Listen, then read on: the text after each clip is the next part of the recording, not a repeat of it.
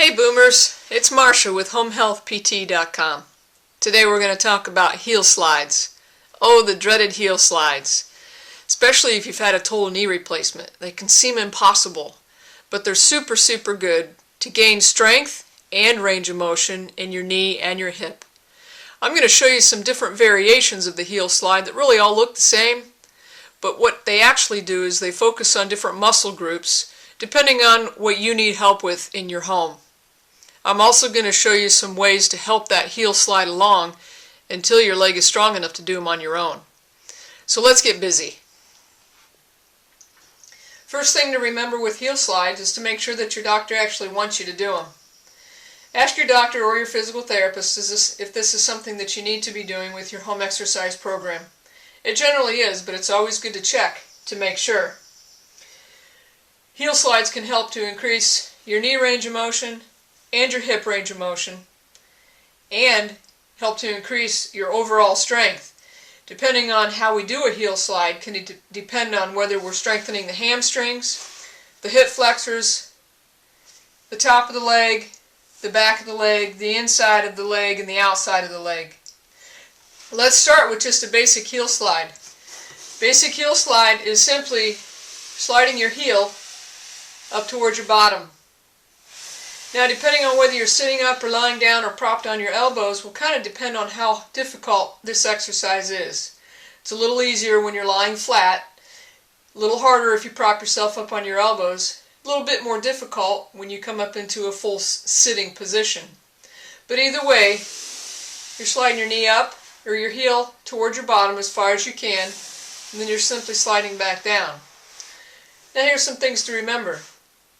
If you're really trying to focus on being able to lift your leg up over the tub wall to get into the bathtub, when you do your heel slide, remember to pull your knee up towards your shoulder, which looks like this.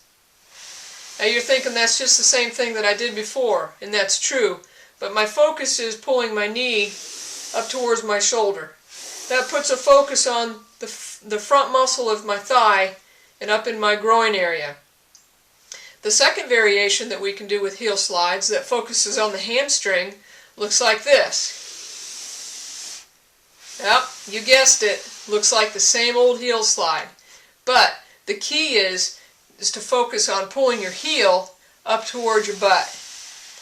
That way you're contracting your hamstrings a little bit more than you are your hip flexors. Okay? The third variation that we can focus on with heel slides is to actually pull our toes up towards our knees while we're doing a heel slide. That helps to strengthen the whole entire front of the leg, especially if you have problems with foot drop where your foot seems to flop down. So keep that ankle and your toes pulled up towards your knee. Same thing coming down. The fourth variation, similar but just the opposite. Point your toes down and come up that way. That way you're strengthening the back of your leg muscle, the lower leg anyway, and that's the calf muscle. Just be careful doing this because sometimes that calf muscle can go into an easy cramp. Okay, the next way that we can do heel slides to focus on the outside of the leg is to simply turn the foot towards the outside of the leg. So we're coming up like this instead of like this. So keep that foot rotated out and back down. And similarly, to strengthen the inside of the leg, the inside of the hamstring, the back of the leg, we're turning our foot in and coming back up. Not out, not straight, but in.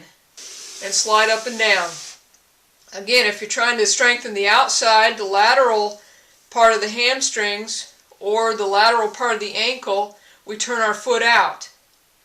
If we're trying to strengthen the inside of the ankle, the lower leg, or the inside of the hamstrings, we turn the foot in. Okay, so just some different variations that you can focus on when you're doing a hamstring exercise. Now, some of you just got home from having a total knee replacement and you can't even begin to think of doing a home exercise program that includes these heel slides. Let me give you a little tip. You can take a gait belt that you might have at home.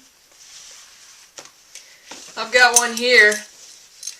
All I'm going to do with this gait belt is loop it through and come all the way down, so now I've got a nice loop in my gait belt. Next thing I'm going to do is I'm going to put it around my foot, but I'll probably have somebody else put it around my foot because I won't be able to slide my knee up that far to do it. Okay? So just put that gait belt around your foot.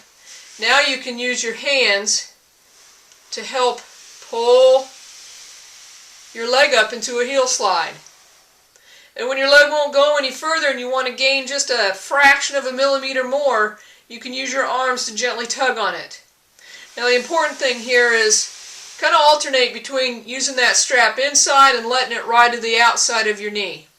It just puts different pressures on the mechanics of the knee when you're doing a heel slide, and it can change things as far as pain goes. The other thing that you can use besides a gait belt, because not all of you will have a gait belt, just to take a regular leather belt, feed it through the loop, all the way down. Now I've got a loop. I'm going to stick it on the end of my foot. Same thing. Use my arms to help me pull my leg up into a heel slide. Okay? You may have a long belt on your bathrobe. Okay? So this just becomes my bathrobe belt. I can simply throw that over the edge of my foot and assist in my heel slide this way. Last but not least, maybe the only thing you have laying around is a pair of pants. Take that pair of pants, grab it by the legs, toss it over your foot so that your foot rides in the crotch of those pants. And now you can slide up and down.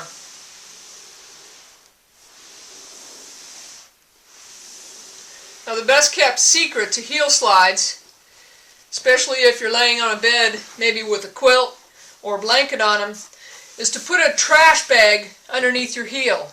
Just take a big trash bag, unfold it, put the whole thing right underneath your heel, and just slide up and down on that trash bag.